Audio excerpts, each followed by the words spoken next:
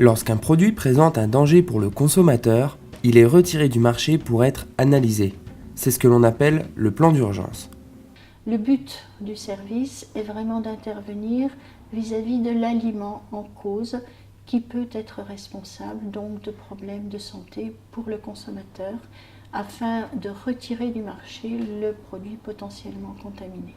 Alors, lorsque le produit, si vous voulez, il y a un certain nombre il y a tout un protocole qui nécessite d'être respecté.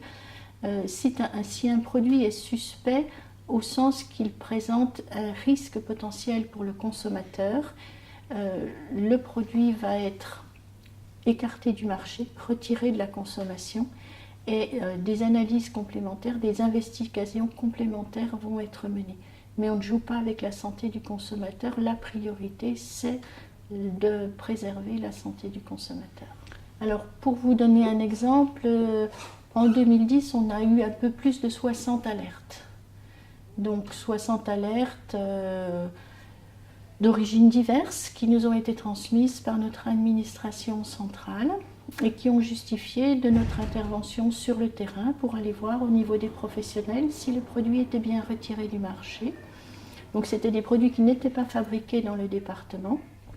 Si les produits sont fabriqués dans le département, alors il faut travailler avec le professionnel par rapport à tout ce qu'il doit mettre en œuvre pour corriger la non-conformité, vérifier par des autocontrôles que la non-conformité qui a été identifiée sur un produit ne concerne bien que le produit et vérifier qu'il a mis en place toutes les dispositions propres à garantir la sécurité des nouveaux produits qu'il va mettre sur le marché.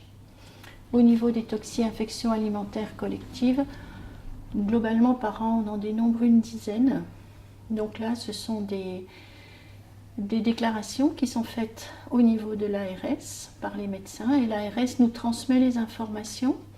L'ARS va investiguer vis-à-vis des malades et nous allons aller au niveau de l'établissement où la denrée suspecte a été distribuée pour prélever ce qu'on appelle des échantillons témoins, c'est-à-dire que chaque cuisine centrale qui met des produits sur le marché doit mettre de côté un échantillon de chaque plat servi, de telle façon que s'il y a survenu d'une intoxication alimentaire, on puisse les mettre en analyse et identifier le germe responsable. Un échantillon qui permettra de remonter jusqu'au producteur. Le producteur est responsable de la qualité des denrées qu'il met sur le marché. Réglementairement, sa responsabilité est affichée dans le règlement 178/2002. Il a l'obligation de mettre des produits conformes sur le marché.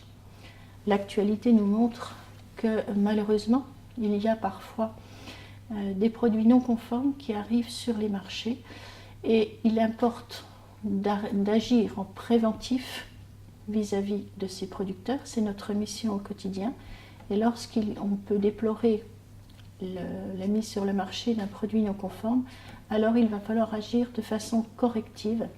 Donc vis-à-vis du produit lui-même pour le retirer du marché, pour ne pas que d'autres consommateurs courent un quelconque risque, et vis-à-vis de l'entreprise en elle-même pour vérifier que toutes les actions correctives que le producteur doit mettre en place ont été correctement appliquées. Le consommateur doit aussi respecter certaines règles d'hygiène par rapport à la conservation des denrées qu'il détient préalablement à leur consommation. Il ne faut pas que le consommateur oublie de respecter la chaîne du froid. Il faut que son frigo soit à bonne température, qu'il soit nettoyé, désinfecté régulièrement, que le consommateur pense à se nettoyer les mains avant de se mettre en cuisine, de se mettre à table. Voilà, et puis c'est des gestes de bon sens que parfois on oublie et c'est dommage. Une réaction ? Un témoignage ? Commentez ce reportage sur dijonsanté.fr.